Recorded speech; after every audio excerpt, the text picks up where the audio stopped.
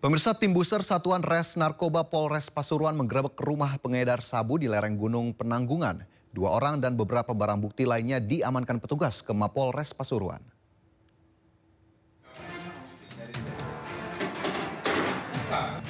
Polisi menggerebek rumah seorang bandar narkoba di Desa Wonosunyono Gempol, Kabupaten Pasuruan, Jawa Timur, dan menangkap 2 tersangka berinisial KSN alias Guplek, pemilik rumah dan temannya ASR. Petugas juga menggeledah satu persatu ruangan, mulai dari gudang, kamar tidur, dan pekarangan rumah tersangka.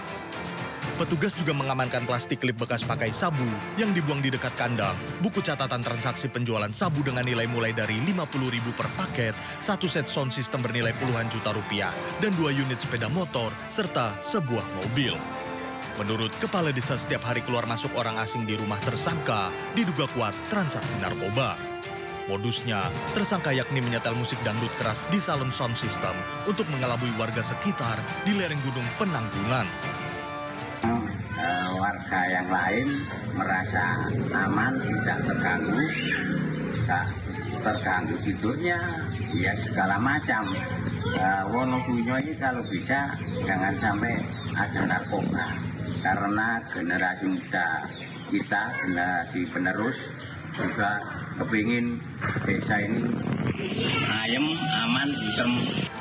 Sementara itu, Kasat Narkoba Polres Pasuruan Ibtu Yoyo Hardianto saat dikonfirmasi mengatakan KSN atau Guplek merupakan bandar sabu yang dikenal licin karena sering lolos saat hendak ditangkap polisi. Dari Pasuruan, Jaka Samudra, iNews melaporkan. Pemirsa, 4 pengemudi ojek pangkalan yang memaksa seorang ibu yang membawa bayi turun dari taksi online di Stasiun Tiga Raksa, Kabupaten Tangerang, Banten ditetapkan menjadi tersangka. Mereka terbukti bersalah melakukan pengancaman dan kekerasan terhadap korban.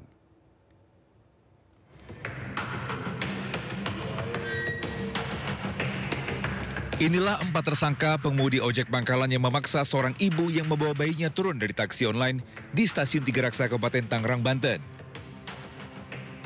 Pengemudi ojek pangkalan berinisial A, U, N, dan JU terbukti bersalah melakukan tindakan pidana pengancaman dan kekerasan terhadap korban dalam peristiwa tersebut.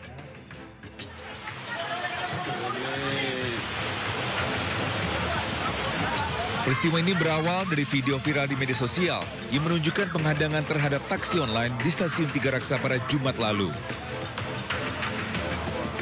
Korban yang merupakan suami istri berinisial IA dan SM serta bayinya berusia 6 bulan memesan taksi online karena cuaca hujan setiba di Stasiun Tiga Raksa. Namun setelah menaiki taksi online, mereka dihadang ojek pangkalan dan diminta turun.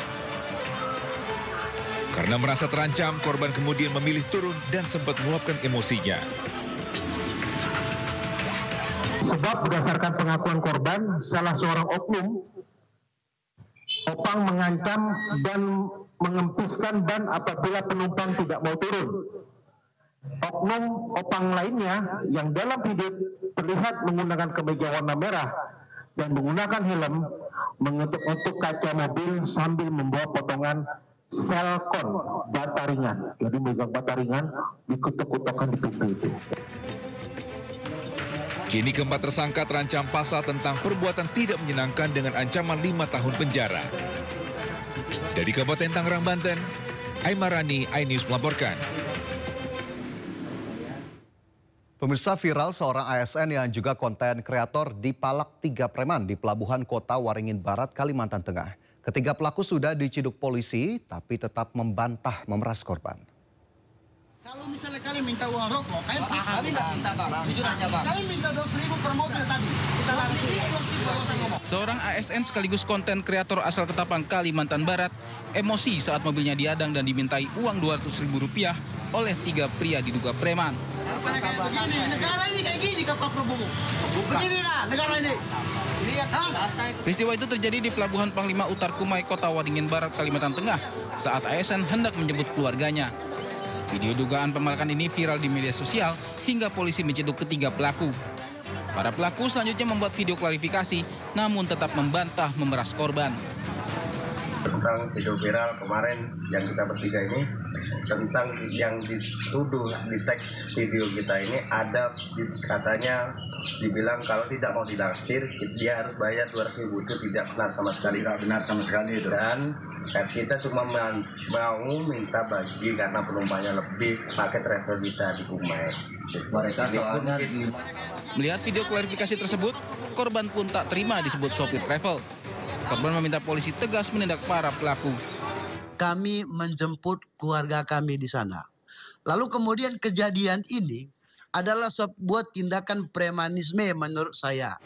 Dari Kota Waringin Barat, Kalimantan Tengah, Sigit Zakwan, iNews melaporkan. Kericuhan terjadi saat warga mengantri BBM di sebuah SPBU di Jember, Jawa Timur. Seorang pria menganiaya warga karena diduga akan menyerobot antrean.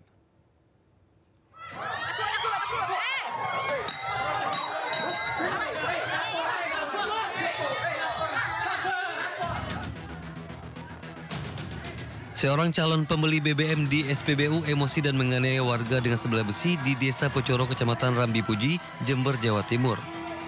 Warga lain yang sedang antre BBM langsung melerai kericuhan tersebut. Diduga pelaku kesal karena antreannya diserobot korban. Selain kericuhan, panjangnya antrean pembelian BBM juga membuat salah seorang warga pingsan akibat kelelahan. Korban dievakuasi untuk mendapatkan pertolongan medis. Lambatnya pengiriman BBM membuat antrean panjang pembelian BBM terjadi di berbagai titik di Jember. Bahkan antrean mengular hingga beberapa kilometer. Kalau tadi antriannya masih sampai lampu merah. Ini sampai berapa kilo ini antriannya? Ini sekitar 1 kilo. 1 kiloan ya. Pak, harapannya Bapak sendiri gimana sih Pak? Pertamina barangkali. Mudah-mudahan cepat normal lah pengiriman lancar gitu. Warga berharap pasokan BBM dari Pertamina kembali lancar agar mereka tak harus mengantre saat membeli BBM di SPBU. Dari Jember, Jawa Timur, Bambang Sugiarto, iNews melaporkan. Bupati Jember mengeluarkan surat edaran belajar dari rumah bagi siswa dan work from home bagi pegawai Pemkab Jember.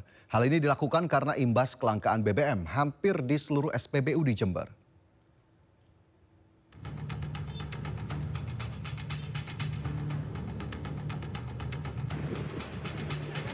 Antrian panjang kendaraan terjadi di sejumlah SPBU di Kabupaten Jember, Jawa Timur.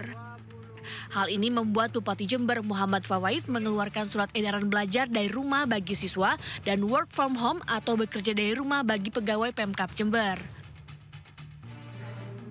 Langkah ini diambil agar mereka tetap bisa belajar ataupun bekerja meski harus ikut antri BBM di SPBU. Menurut Bupati Jember, Pertamina telah menyalurkan BBM dari Surabaya, Malang, dan Solo untuk seluruh SPBU di Jember. Kita melihat bahwa setelah ada penutupan jalan nasional yang menghubungkan antara Kabupaten Jember dan Kabupaten Banyuwangi, maka terjadi beberapa dampak mulai dari kemacetan total di jalur alternatif dan juga adanya kelangkaan BBM karena masalah bukan persediaan, bukan stok, tapi masalah pendistribusian yang tersedak. Kelangkaan BBM melanda Jember sejak hari Sabtu lalu. Hal ini karena ditutupnya jalur Gumitir yang menghubungkan Jember dan Banyuwangi. Jalur ini sangat penting untuk suplai logistik termasuk pasokan bahan bakar. Dari Jember, Jawa Timur, Bambang Sugiarto, iNews melaporkan. Pemirsa, kebakaran yang menghanguskan pasar Taman Puring masih menyisakan duka mendalam khususnya bagi para pedagang. Tidak hanya kehilangan tempat mencari nafkah, api juga melalap habis seluruh barang dagangan tanpa bisa diselamatkan. Kondisi bangunan pasar Taman Puring hangus tidak tersisa. Sejumlah pedagang masih berupaya mengais sisa dagangannya yang mungkin masih bisa diselamatkan. Mereka juga berharap bisa mendapat bantuan dan kembali berjualan di Taman Puring yang sudah menjadi lokasi mencari nafkah sejak lama.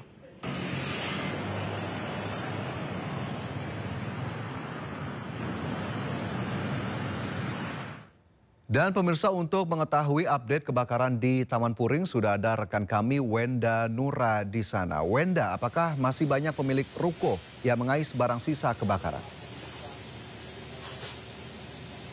Selamat siang Fajar dan juga pemirsa. Saat ini saya berada langsung di tempat kejadian terjadinya kebakaran di Pasar Taman Puring, yang mana sisa-sisa puing-puing kebakaran saat ini masih nampak terlihat di belakang saya. Bahkan tidak hanya puing-puing kebakarannya saja, namun dari puing-puing tersebut ini masih mengeluarkan asap. Dan tidak hanya itu, di beberapa titik pun ini masih ada yang mengeluarkan api, Fajar. Dan untuk pedagang yang saat ini kami tidak melihat adanya pedagang yang berusaha untuk mencari sisa-sisa dari ruko-ruko mereka, karena memang ini seluruh ruko ini sudah ludes terbakar habis. Dan bisa dilihat Fajar dan juga pemirsa di layar televisi Anda, ini merupakan lokasi terkini dan bisa dilihat di sini ini masih mengeluarkan api. Jadi tentu ini sangat berbahaya jika adanya pedagang yang berusaha mencari sisa-sisa dagangan mereka ataupun barang-barang yang bisa mereka amankan di ruko mereka. Dan tentunya saat ini pun ada satu buah mobil pemadam kebakaran yang dikerahkan untuk melakukan pendinginan lebih lanjut dan juga pemadaman lebih lanjut.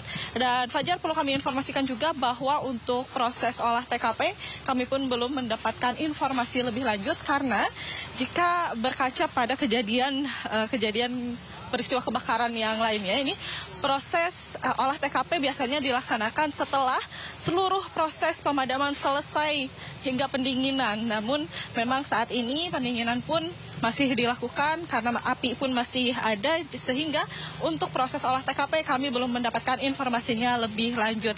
Dan Fajar, di Pasar Taman Puring ini ada 600 kios yang ludes terbakar habis dengan